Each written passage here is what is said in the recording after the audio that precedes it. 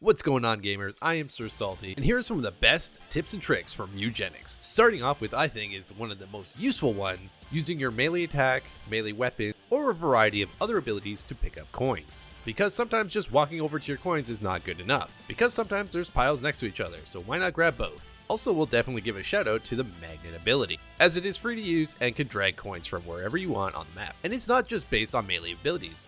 The necromancer spell Giga Drain seems to work just fine too. Just don't use any abilities that are specifically for knockbacks. In the game settings, there is a targeting empty tiles requires double click. This is a great option to turn on to prevent you from actually making a mistake and clicking a wrong tile. Shout out to shooters for pointing this out to me. It's been pretty helpful. Nice. Killing birds in battle will give you not only an all stat boost, but also loot. But if you land the killing blow by using a knockback into your own cat, they will both receive the all stat buff. Jefferson Steel Flex for the win. So it goes without saying to just make sure to kill any bird you can, because they will often drop better items in the game. If you can land that double buff, it's just a bonus. Definitely when you're starting out, you'll want to start farming coins early in a run as possible. There are a variety of items you can get. Items like the golden egg really help with this, as you'll get more coins just for winning the fight. But the faster you end the fight, the more rewards you get as well. Crates and garbage bags are often worth the effort though, as you can get much more coins from them. Other examples is by using the thief once you have unlocked them, as they have a variety of ways of earning extra coin. One of these methods is using pickpocket, and you can actually use pickpocket on said garbage bags. Maybe a little unnecessary with this one, and do keep in mind that there is a cap of 99 coins that you can earn in a single run. And a bonus fun fact, if you have the necromancer, they can leech life off of these inanimate objects, or just use your thief to rob your friends of their coin. This was a mix of attempting to do a side quest using the gun and critting targets to spawn coins. Needless to say, it pays to have friends. Sometimes it might be hard to finish off all enemies, especially against certain bosses, and once some bosses are defeated, all their allies will run away. This will absolutely ruin your win bonus. This mostly affects bosses like Macy here, or any bosses that summon allies. Another probably obvious tip is generally opting to go for hard mode. This is mostly because choosing the hard mode not only gives you more levels, but as you progress further, you'll have the option to choose between the chest and the furniture box. Early on, I highly recommend getting the furniture box, as furniture is very expensive. While there is nothing wrong with choosing items, as they are often pretty good ones, items don't last forever, but furniture does. So unless you're low on items, definitely choose the furniture box in the long run, as it will help make your cats more happy and comfortable at home.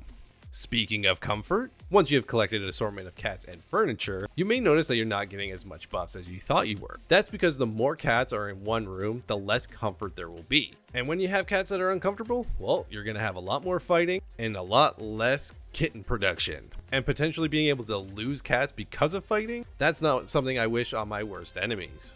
So split them up fairly evenly and upgrade your house, for God's sakes. Another very simple but helpful tip is right-clicking on enemies to see their intentions. You'll see an outline of blue of where they can move and red of where they can attack. This makes it much easier for you to plan your next move, while potentially avoiding walking into something stupid and easily avoidable. Using the middle mouse button will remove a lot of the clutter and gives you a simplistic view of the battlefield. Another simple trick that the game doesn't tell you is how to rotate your character when you're ending your turn. This is simply done by left-clicking adjacent tiles, because there's nothing more annoying than taking 25% more damage when your back is turned, so avoid those pesky back shots.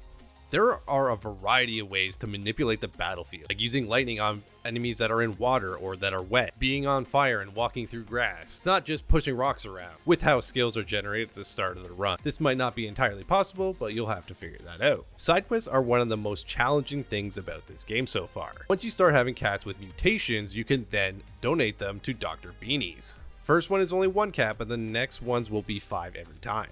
Each one will give you a unique quest, basically being a challenge, often dealing with a downside, while also holding onto this item for an entire run. And trust me, some of these are completely disastrous, like the nuclear dagger here.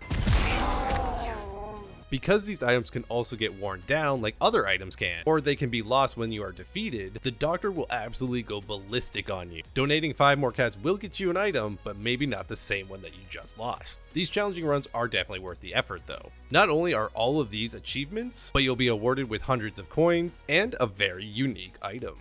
Yeah, boy. Now, if one of your battles isn't going your way, you can technically save scum. Quitting mid-battle and going back in will show you this. This is Steven, and well, he calls you a dirty cheater. Now, when you first try to save scum, you can get away with it 3 times. Once you do it again, he will control your cats for the rest of the run. So use this curse knowledge if you will. And last but not least, wet cats grow grass. Plain and simple. If you want to have a bunch of tall grass that your cats can hide in, you'll first have to have your cats be wet, and then you'll have to walk on the little patches of grass. This will force them to grow. And that is it. If you got any great tips, let me know. Thanks for watching, and take care of your cats out there.